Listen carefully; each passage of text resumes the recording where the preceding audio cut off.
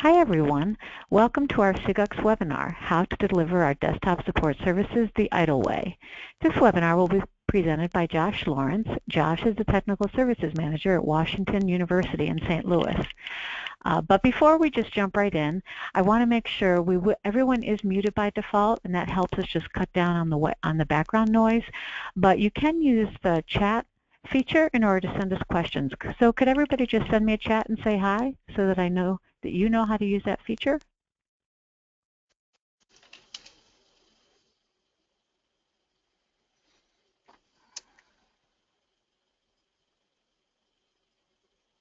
And I'm saying chat, but it could also be the question button. Super. Well, it looks like you guys are doing great. So with that, I'll go ahead and just turn it over to Josh. Josh, you've got the controls now. Thank you very much, Beth. Welcome everyone to my presentation today. This is a reprisal of a presentation I gave at SIGUCCS last, what was it, like October, I believe, is when that was? November. Thank you, Beth. So I'm happy to be here and excited to tell you all how we deliver our desktop support services. So I will dive right in. If I can hit the right button, there we go. So the first step is to kind of just give you a background on me and why would you listen to me? Why would you trust me? Well, I have 21 years of desktop and server support experience. Going back to my days in college is where I started. And then 17 of those years are in higher ed. I've been at Washington University since 1999. I started out in the computer science and engineering school or department in the engineering school, and am now currently in the Central IT Washington University Information Technology team. I am ITIL Foundation certified, and while I was working here at WashU, starting in 2005, I worked to receive my master's degree in information management and graduated in 2008. So I do have a combined total of 21 years of experience in this field. So that is me. And that's where my experience comes from. I do have a handout posted into the presentation. It's a breakout exercise, and I'll be referencing it throughout the presentation. It is just a worksheet to go through and to kind of help bring home the topics, the purpose of the presentation. The idea is to think about what your organization's strategy is, and I'll talk about different kinds of strategies, and then what you're trying to accomplish with your service in consideration of the organization's strategy. And so really looking at what you're trying to accomplish, or how you can align your service to what the organization is trying to accomplish. And so I'll reference that. I encourage you all to download this and just work through it and as we go through.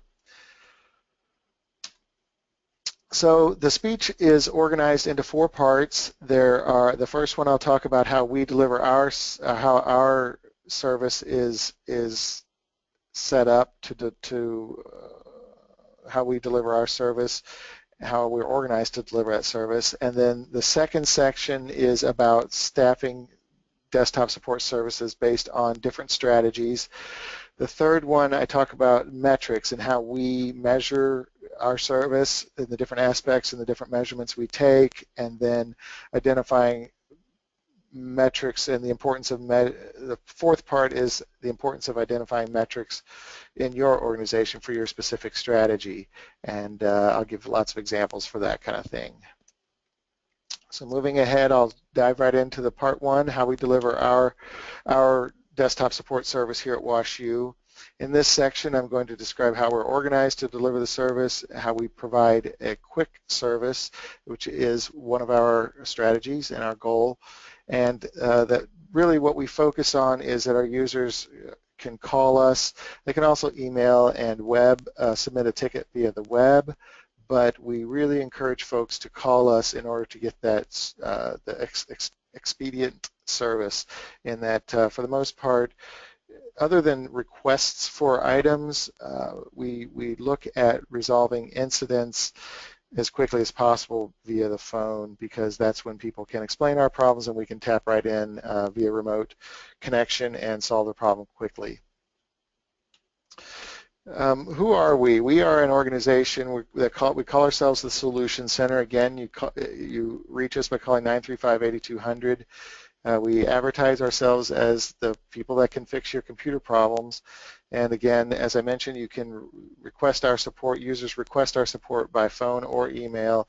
They can also do a submission via the web, but we prefer that they call or email so that we can quickly triage their problem.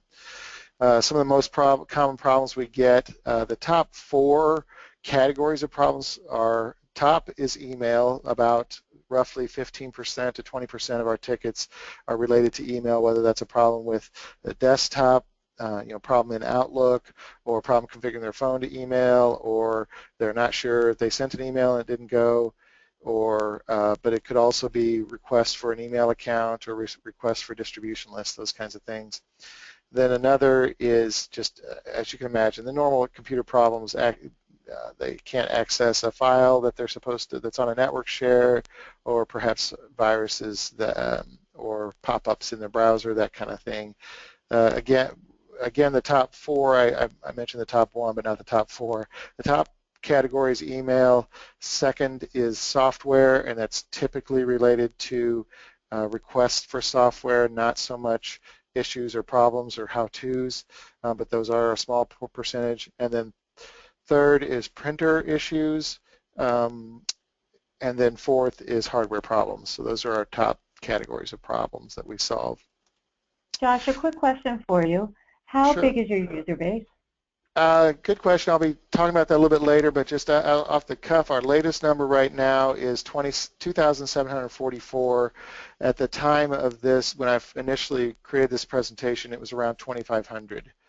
But our user base is 2,500, and I'll talk a little bit about our staffing numbers related to that a little bit later in this presentation. A lot of people requested, when I was preparing this speech, that bring some levity to the speech is to talk about some of the stories we have, the support stories, some of the dumb end user stories.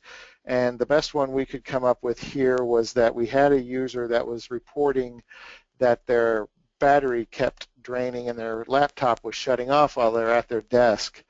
And the technician remoted into their desktop and checked the power settings, and everything seemed fine. But so we sent a desk side support person to their desk, and after not long, they figured out that the power adapter was unplugged from the docking station. And further investigation revealed that the user did not realize that they could undock their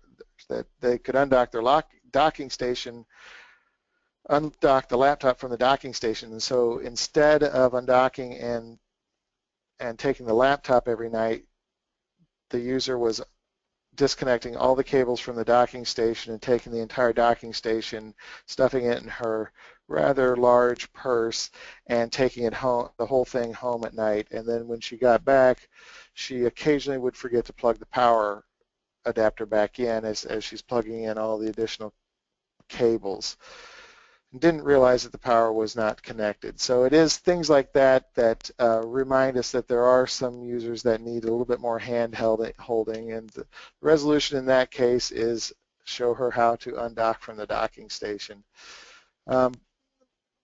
But that's not really the case for most of our users. We are in academia, and that is composed of mostly smart people. The demographic here, it generally is people with higher ed degrees and beyond.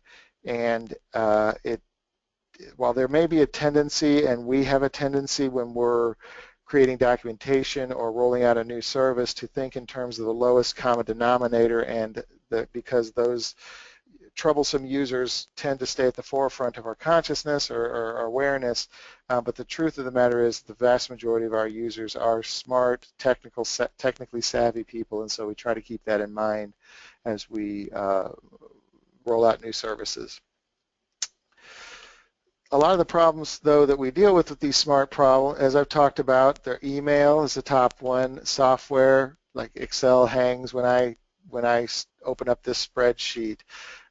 Printer problems. My printer prints in Helvetica font only. The computer, the computer hardware problems. We have about, like I said, 2,500 people at the time of this that I created the presentation. We're now up to about, like I said, 2,700. And so you might ask yourself, how do we address 2,500 people's problems quickly? And this, I'll talk about how we're organized.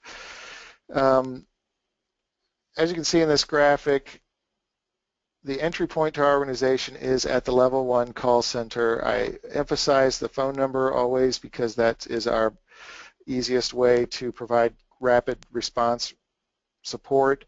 But everyone calls into the Solution Center or the call center and either, again, call or email. And then we target resolving 85% of the issues on the call center at that first contact.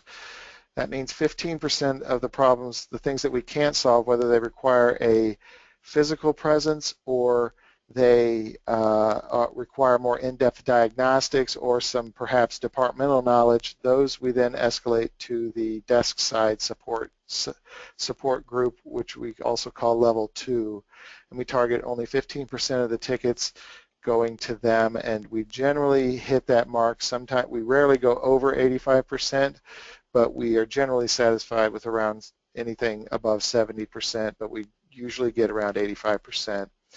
And then we have level 3 desktop engineering, which is they typically we target around 4% of the overall tickets going to them, so that 96% of tickets are resolved at the level 1 and level 2 areas, and then 4% being resolved at the level 3. And as you can see here, and as you can imagine, depending on the severity of the problem, the urgency, or the complexity of the problem, it really kind of drives how it goes through our organization. Josh, what are the times for your call center? You mean as far as our business hours? Yes. Yeah, we start, it's 8:30 to 5, which is our normal business hours. Well, I'll say it this way. Our normal business hours are 8:30 to 5. We open the call center actually with a small staff starting at 7:30. We have one person opens the phones at 7:30, and then we have a second person starts at 8, and we officially advertise that we are open from 8 to 5 with business hours stated as 8:30 to 5, so that we set the expectation that our support is a bit degraded from the 8 to 8:30 time frame. But we also provide after-hours support 24 hours, 7 days a week, in which we will basically, if you call into the 935-8200 number, you can, after hours, you'll hit a button to page the after hours support person, and they will respond within 30 minutes and are also then available to come on site within 30 minutes of that time frame. So ultimately they are available to respond they'll be on site within an hour, but that's very rare that they come on site, and it's being a university, I would say the only real emergency problems other than major system outages and that kind of stuff relates to faculty who are maybe working on a grant and maybe their email went down or some issue related with their ability to finish a grant during a deadline. And then the other big consumer of after hours is we have a WashU police department. We have a police department on campus, and they are a 24/7 shop, and sometimes they call us, and of course their needs are very urgent, and so we typically provide them a high level of support after hours. Josh, just one other clarifying question. Does your group provide desktop deployment services, which I'm assuming to be new hardware? Yes, we do, and it's worth mentioning as I talk through our staffing numbers that the most important thing to consider with staffing is the scope of your service. We do deploy desktop hardware, and that typically, not typically, is exclusively done by the level 2 group. The level 3 folks provide the infrastructure, the deployment infrastructure using Microsoft Deployment Toolkit, and they create the images, but the level 2 folks image the computers and deploy them to the end users. And it's worth mentioning, I'm glad you asked that question, Beth, especially as I talk more about our staffing ratios, that used to be the level 3, and our team used to be handled almost primarily by level 3, in that they maintained the images and would build the computer to the point that it was ready to go out, and then level 2 would take it out and deliver it. So level 2 was simply a delivery service, but we found that the level 2 folks had a need to do re-imaging occasionally, or to resolve issues, and so they felt that we determined that when there weren't large-scale deployments, that it's easily handled by the level 2 folks. But the more large-scale deployments, when we're doing a hardware refresh for a large group of, one of our largest groups is 250 people, and so we do a refresh. We typically refresh every 4 years, and I'm not going to do the math right now and embarrass myself, but whatever it is, 60 or 70 computers may need to be deployed within a month or a month and a half, and then we recruit people, students generally from level 1, to help deploy those. So I'll move on to I'll kind of dig into really what the makeup of and the strategies are of each of these levels.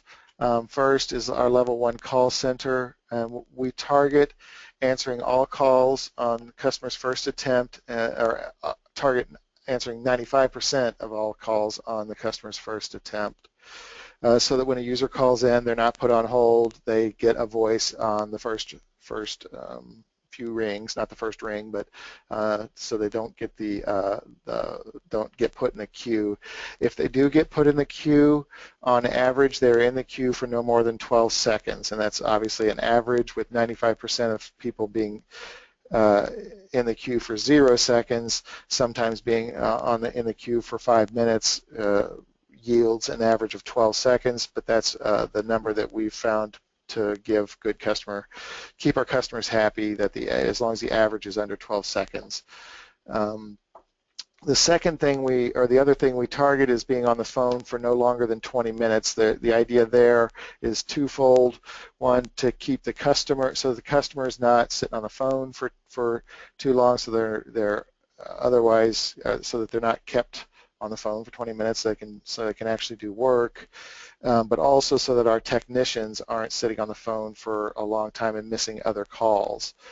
And the idea there is really just to keep it so that we can answer the phone quickly, and we're not keeping users tied up. So next, as a user goes through the levels, so a user calls in, they're on the phone, level 1 either fixes their problem or doesn't, and if they don't, it goes to level 2, desk side support. If it is an urgent emergency, the desk side support is on the hook to be at the desk side support, or at the user's desktop, within 20 minutes. That means if you call in and you have an emergency and you're on the phone with the call center for 20 minutes and they can't fix it, and then they reach out to a desk side support technician, that desk side support technician will be at your desk in 40 minutes or less, and it's typically much less because the level 1 folks generally realize whether or not they can fix it in less than 20 minutes. So it usually is a little bit less than, or usually less than 40 minutes. But that's just for emergency issues. Most incidents, if they can't be resolved, And if it's not preventing work from getting done, if they can provide a fix, or I mean a workaround, then the desk side support folks will schedule the ticket to take care within 3 days. Josh, just a couple more clarifying questions. How many total computers and how many staff are considered level 1? Right now we have, let me see if I'm going to fast forward to, here we go. We have 5 at the time of this writing. When I created this presentation, I think we've bumped it up 2 now, but this is our staffing numbers at the time of this writing, which was 5 on the phones, 7 in the field, and 2 engineering, total of 14 people. We also supplement with students, and you can see how that goes across. We generally have 5 students on the phones as well, but that's not a one-to-one in that students typically only work 10 to 20 hours, and in small chunks, sometimes less than that, in small chunks of time. So so the students are really supplementary.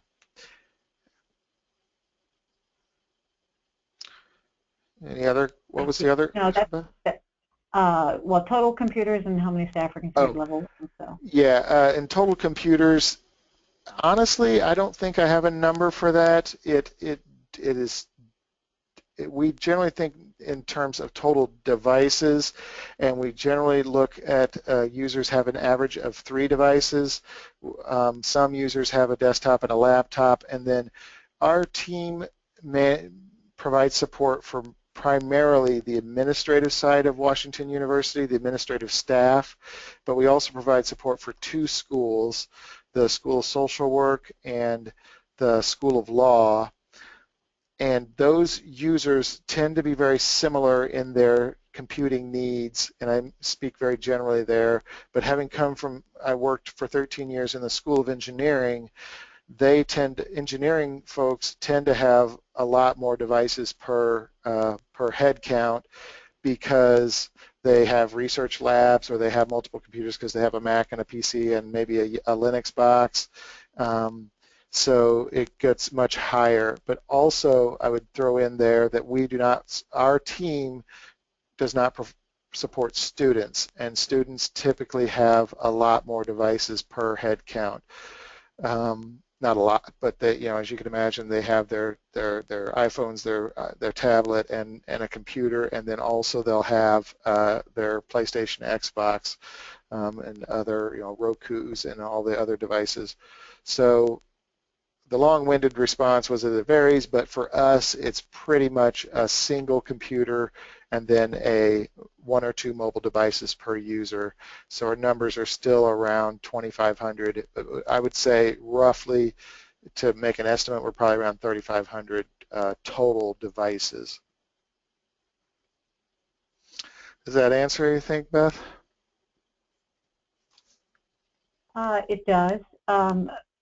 One more question. How did you determine staffing levels by devices, tickets, or staff numbers?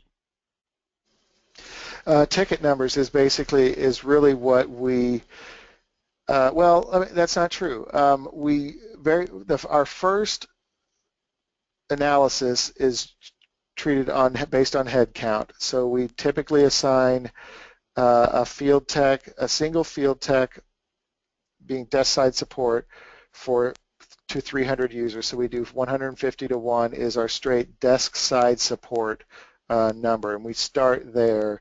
And then we, over time, and I'll talk a little bit about that a little bit later, how we use metrics to help adjust this. So there are a couple departments where we are slightly overstaffed because they're more needy departments. And so we do that based on the metric of ticket count, how many tickets they call in on. So I think if I can maybe kind of go through this, I think some of these questions will be answered as I go through this. So I'll kind of move on. I'll real quick, I'm kind of already starting to run low on time. Level 3 engineering is a couple of gurus in the back office, as you all can imagine. They are not customer facing. Typically, when we escalate issues to them, they fix problems in the background, and then the desk side support folks, they will either do it in cooperation with the desk side support or even on their own, and then we'll use desk side support as the customer facing verification point. So again, back to this. In general, it's 14 full-time staffers. We look at the staffing allocation generally around one field tech or one person to 150. And that's, I'll go back to that this number can be pretty flexible when you're talking about the scope of work. If we are very careful to control the customer expectations around what we will support. For example, bring your own devices are not supported by us, that's supported by a different group. Printers generally are not, we don't support. We support desk side printers and we attach to printers, but the maintenance of printers is done by a printing vendor. Audiovisual stuff is not by us, that's a different group. To Beth's question, the hardware deployment we do. Some groups make that the responsibility of each department to acquire their own equipment. So we actually purchase and deploy the computers. So the other thing I'll throw in that when you're considering staffing, it's important to include or not include leadership. So we have a supervisor and a manager, and so that can be very, or those can affect the numbers as well. Sorry, I just wanted to make sure my dashboard disappeared, but looks like it came back.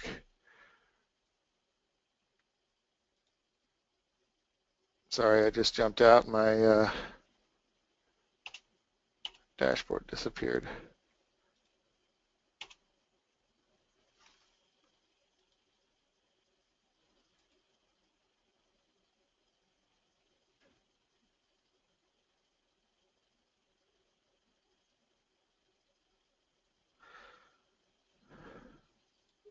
There it goes. Little technical glitch here.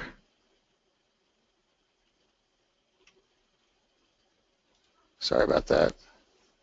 If only I had tech support here. Okay. So in summary, really, our strategy is focused on customer service and getting the user's issue resolved quickly, and they can do so by calling 935-8200.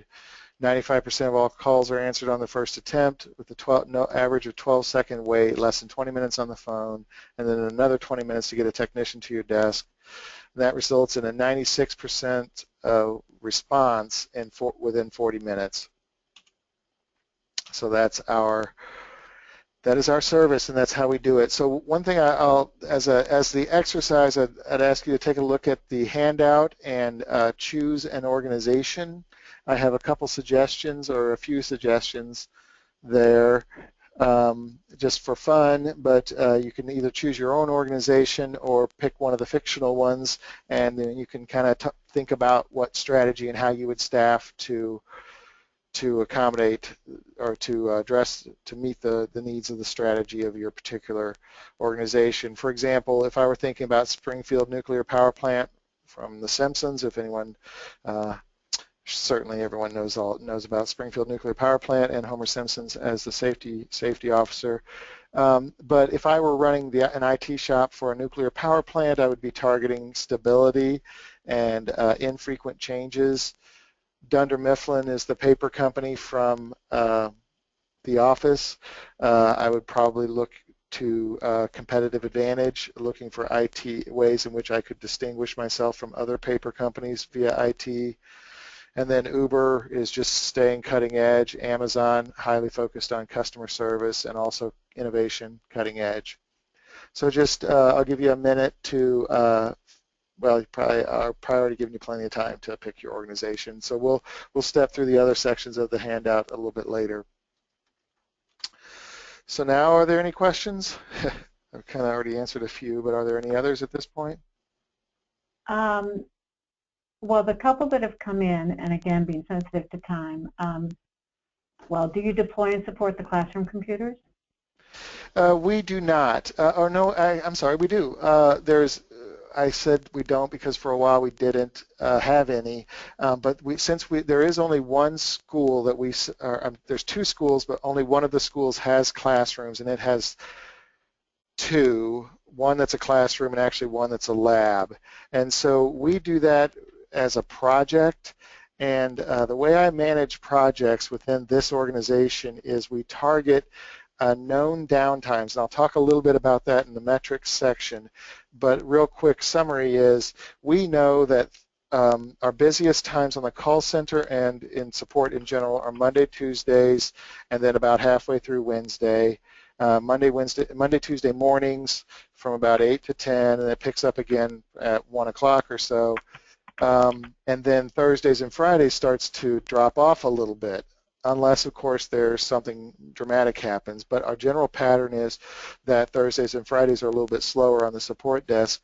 So we target projects to take place on the Thursday, Friday time frame, and we plan out to say, okay, for any project, 2 to 4 hours of time on Thursdays and Fridays, and then if you take that out over a period of 6 weeks, you now have 12 to 20 hours or so of time that you can assign to a project. So we, in the Brown School of Social Work, for example, we'll be starting to refresh the computer lab in, actually coming up pretty soon, in about a couple weeks is when we'll start to revisit it, and basically we do it as a project where we refresh the computer labs, but we also provide support for them, but the computer labs and classrooms are primarily, the support for them is primarily by students because they're the subject matter experts for the applications that are running in those labs. Okay, what ticketing solution do you use? That's a good question. Today we just this week started using ServiceNow. We used Web Help Desk before that, which is a lesser known, very cheap but simple and effective ticketing system. And we used it because it was cheap and effective. It's basic, doesn't have any of the real big features, but we didn't need the big features. It just simply creates tickets. And then what we used before that was Altiris from Symantec. So we went from Altiris, which had been a highly customized implementation, so it was kind of slow because it had a bunch of tie-ins to a bunch of different systems around campus. So we went from Altiris to Web Help Desk, but have recently switched just this week to ServiceNow. And so we're real happy to be on ServiceNow. It's a very expensive solution, but we're WashU, we can afford it. But it is very robust and feature-packed, and it's been a pretty smooth transition. Are you centralized IT, or do you just take care of certain departments? That's actually also a very timely question. We are, prior to this, I'd say, well, let me just say this. We are undergoing a shared services initiative in which we are centralizing commodity services around Washington University, which includes desktop support and infrastructure and networking and a lot of other things. So I would say it's fair to say that actually today we are not centralized, but we are trending towards that, and we will. The plan is to be at least have our commodity services centralized within the next 2 to 3 years. Thank you. Yep. So I'll go ahead and move forward in the interest of time. The next section is about staffing desktop services based on your strategy. I have a couple quotes here, and I jokingly apologize, but this is probably a copyright infringement. I opened the book, a big thick book, and found these quotes and then closed the book before I thought to write down who the authors were, and then it's such a big book I couldn't find the quotes again. So I've fakely attributed the quotes to Herman Gleek and Homer Simpson. But patterns of resource allocation heavily influence the types of innovation at which leading firms will succeed or fail. And what that says is that the way you staff can truly determine whether you succeed or fail at whatever you're trying to do. And then this other quote, resource allocation is typically market-driven, which can be a mistake depending on your leadership strategy. So in the interest of nomenclature, I've talked about this a little bit, but when I say T1, we call it Tier 1 is the service desk or the help desk. That's the folks on the call center or that are watching the mailbox. Tier 2, desk side support services are the folks that go out to the different field, the departmental support, and then T3 is engineering resources. If you're looking for efficiency, which is what our primary focus is for our organization, is efficiency and minimizing the costs of IT.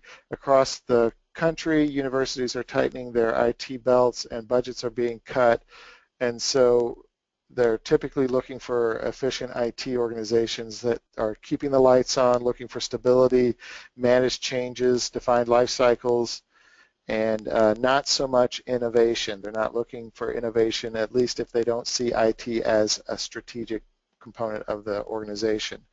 Uber would not be one of these. Uber sees IT as very strategic. The second strategy I want to talk about is innovation or cutting edge. This is some place like Uber.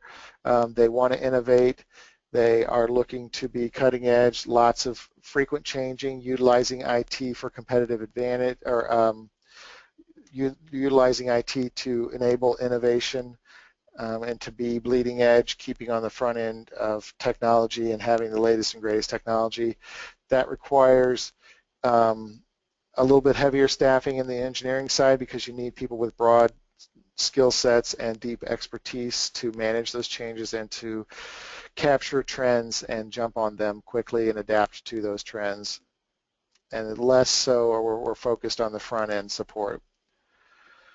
The next strategy I'll talk about is competitive advantage. It's folks that are looking for to be able to make quick changes and frequent changes, but also to be able to manage the customer service and on the front end. So you typically put more strength of your more stronger IT folk at the front end and at the back end so that you can support both sides well.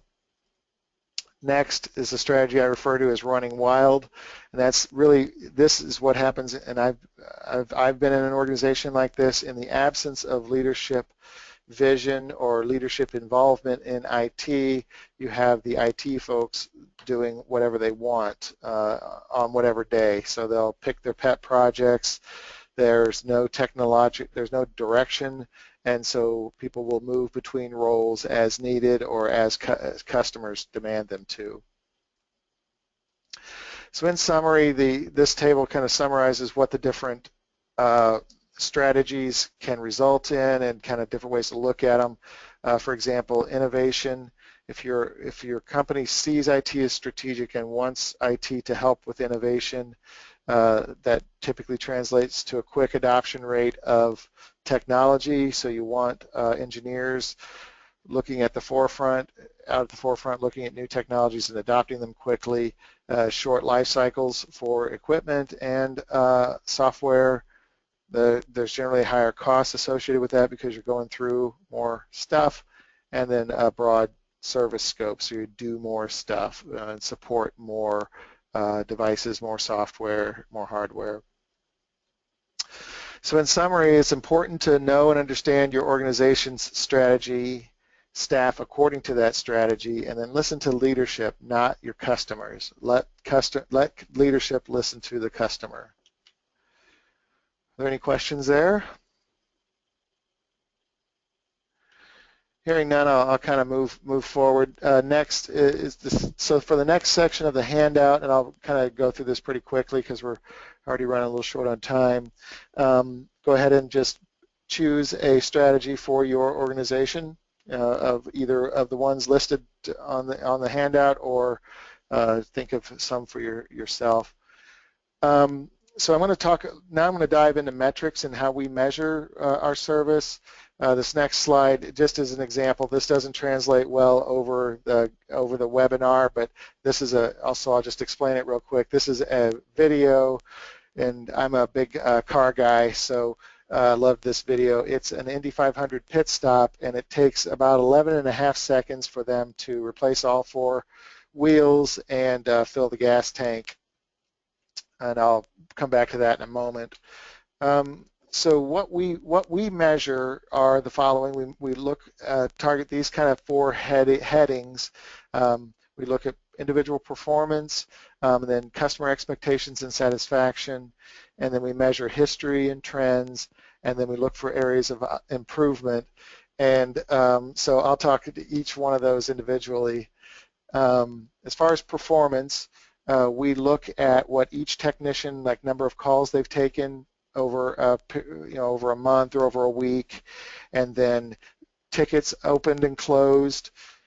That means tickets that they've opened, and then well, it's important to measure opened, closed, and updated, because opened is simply opening a ticket, obviously. Closed means that you fixed it, and we often measure, or we measure,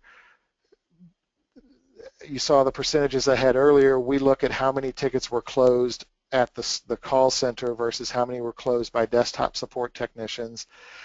And then tickets updated is generally demonstrates technicians' activities. So we those are all different variables that we measure.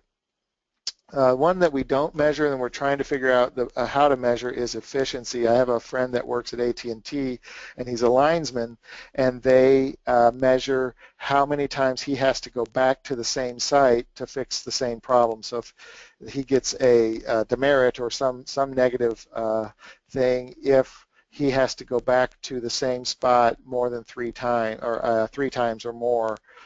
So I would like to look at that. We sometimes use the customer as a test bed. So like we'll fix something and say, oh, I think this will work. Call me if it doesn't. And we lean too much on that and can cause some customer dissatisfaction. So we look to measure that. But really the value here is that it enables us to compare performance and make resourcing decisions. So this goes back to what I was, the earlier question around resourcing, in that we typically have a starting point of how, when a new department comes in, what we would gauge the technical staff they need. But these metrics help us kind of do a reality check against that, but also it helps us identify poor performers or top performers as well. But these definitely need to be considered in the context of which they are given, meaning that some are the context in which they exist, meaning that different technicians working in different departments, some departments are more demanding, and so a low ticket count may not necessarily mean a poor performer. It just may mean that each ticket is a little bit more challenging. As far as customer expectations, we measure, those are the things I was talking about earlier, 20-minute call durations, how many of them were resolved on the Solution Center without having to be escalated to a field tech. It's a little bit small print, but you can kind of see, like right here, I don't know if I think people can see that, we have the Solution Center closed 81% of the tickets, which is a good number. This was, it looks like a week's worth of tickets. We opened 25 and we closed 28, so we're closing more than we're opening, which is a good thing, and average per day. And this we typically trend over a period of time. It's not shown here, but this can help us explain why the current open ticket count is skyrocketing, maybe because a bunch of tickets came in, and then we would dig deeper to see what possibly caused that problem. The next section is customer satisfaction. We do satisfaction surveys where we send out a small survey. For every 5 tickets that's created, we send a survey out to the 5th, and customers respond whether the overall service, we ask 5 questions. I have one here. Where the overall service I received was good, and then they rank it 1 through 5 with or not applicable. This says 92%. Actually, we just got our latest results, and we are at 98% customer satisfaction, which I'm very proud of. The other things we measure are time in queue. Like I said, we try to keep that at 12 seconds on average, and then call duration. We look to have no one on the phone for less or for longer than 20 minutes. And what we watch for is and occasionally they'll pop up that some people will stay on the phone for an hour, and we usually look at that with concern. So it gives us some context to view those things in. Then last, at least not the second to last, is history and trends. We look, as I mentioned, we kind of watch to see the number of open tickets and measure that over time to kind of give us a trend. You'll see it should show that around Christmas, around the holidays, we generally see a dip. And then when school starts, we see a bit of a rise, and then it starts to ticker off until through the semester. As you can imagine, the trends typically follow what you would normally find in an academic environment. And then also, like I mentioned earlier, we can group incidents by type to see where hotspots of trouble are. Email is always a big one for us, software, printer, and hardware, et cetera. And then call patterns. This helps us. There's been a few incidents, for example, like commencement. When commencement goes on, we do we are the call center for the streaming, and so we know how many calls came in over the last few years, so that can help us with staffing for events. But we also look for things like we had a big snow a couple of years ago, and that caused the entire university shut down. And so the following year, when we were preparing, the weather forecast was forecasting snow. We were able to look back at the previous records and see, well, last snow day we had a severe drop in phone calls, so we can expect that we don't need to staff up for that kind of stuff. So we use the history and trends for, like I said, time of year, project planning, as I mentioned earlier, and to help identify any customers that may need training and areas of improvement. I've got about 2 minutes left, so I'm going to kind of blaze through the last part, which really is the summary is basically that the metrics can be used to focus on what you're trying to do, and to measure whether you are actually achieving it. We all know that you can look at the mission statement, listen to leadership to find what the strategy is. It's usually stated in the mission statement, the vision, or the goals. This video, this was my reference for the other pit stop. This is actually done. The strategy of the Red Bull racing team was to see how quickly they could complete a pit stop. You can't really see here, but there are 14 people that I counted performing this pit stop, and they got it done in 18 I have. They got it done in 2 seconds, whereas 6 crew members got it done in 11.5 seconds in the previous one. And it's really cool to see this one. I recommend you look it up on YouTube, the Red Bull Racing by Mark Webber. It's really amazing to see them do a full pit stop in 2 seconds. They replace 4 tires and fill up the tank.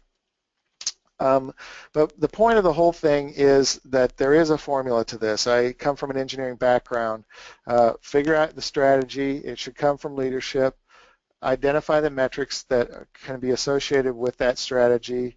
For example, you can be less concerned about how many calls were abandoned or more concerned with the technologies customers are asking about. That would be more focused on innovation and cutting edge technologies. Then this is the ITIL part of the whole thing, is to seek consensus. So once you've identified those metrics, socialize those with leadership and socialize those with your customers, and let them and seek feedback. Let them communicate. Go to the customers and say, is 80 calls or is having 10 tickets open at any given time acceptable to you? As long as we take care of all high priority ones, tickets within 2 hours, are these numbers appropriate? And let them give you feedback, let them guide you, and ultimately get leadership's buy-in. And that'll help drive your staffing and then give you metrics to strive for and that you can consistently report back. And then that's my last part, is for report back. Make sure that you have produced consistent reports so that you can compare your metrics over time, because that's really when they have meaning. Having, as you can see back here, these numbers, where is it at? Right here, are pretty flat, 81%, a total 31 tickets updated, 26 closed. I don't know if that's good or bad, but if I can see it trended over time, that gives me a better idea of the context. And that really is the story.